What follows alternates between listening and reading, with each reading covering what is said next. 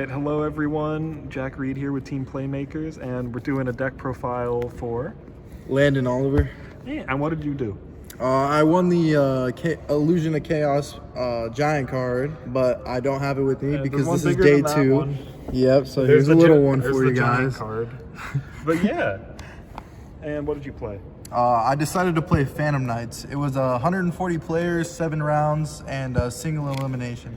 Hell yeah. All right, let's get into it. All right, so in the main deck, I played 44 cards because you don't want to draw your bricks, but I started off with 3 Torn, 3 Common Boots with the Starlights. Should not be a war crime. Only 1 Cloak.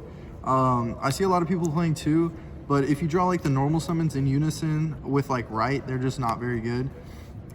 So that's why I only played 1. And you only need like 1. You're not really grinding with this deck. You just want to skip their turn with Scythe and kill them.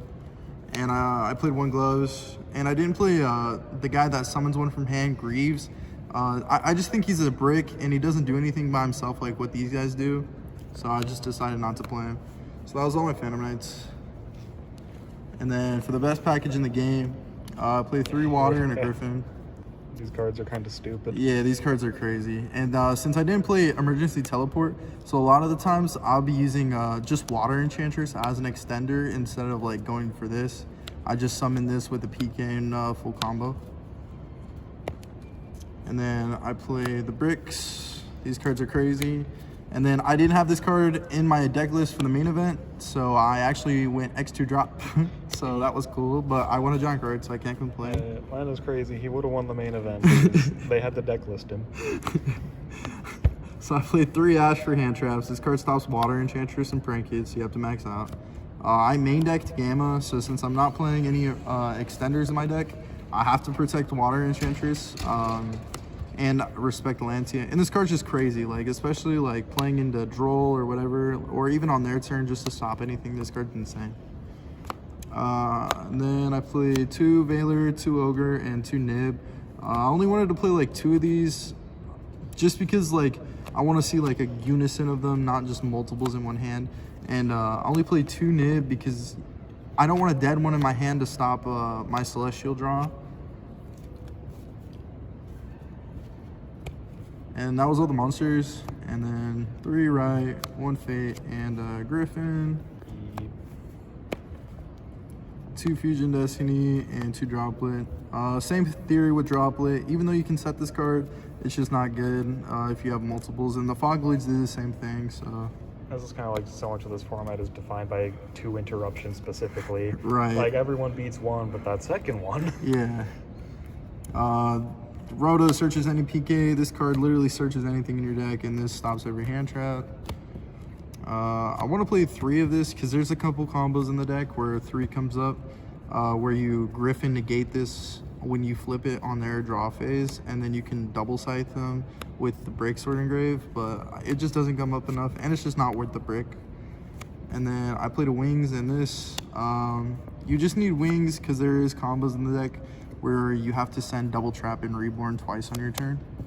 And then this card's crazy. And how many was in main? 44 in the main deck. Cool.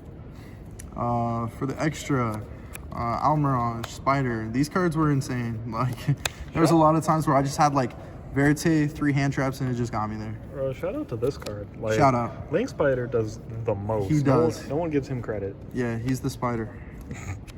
Then we played a Snake. This card gets all the credit. The predatory plant.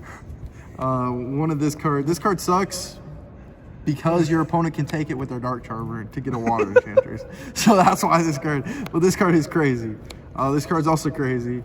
And I played an IP, so I usually don't end with this card, but versus the trap decks I try to. But a lot of the time, since like a lot of the decks end on like pops, you have to make this card to bait it out, or just make your link so it can't be destroyed. And then I played a Dark Charmer. This card's insane. I took so many Magician Souls, so many Verites, all the heroes. Like, this card's crazy. You're disgusting. DP, the man himself.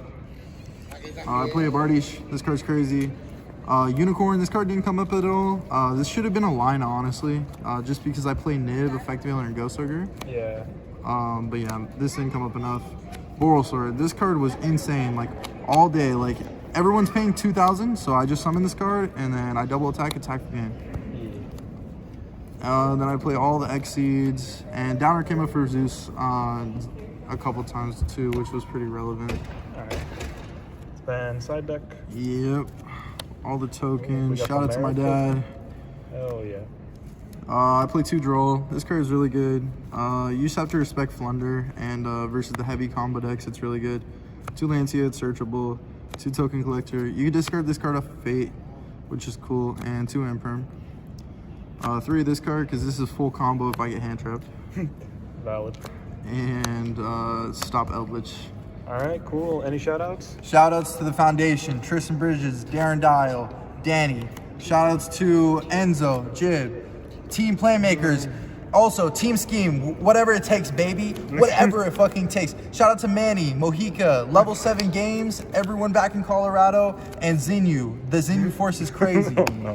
Alright. So yeah, thank you. Alright, guys, signing out.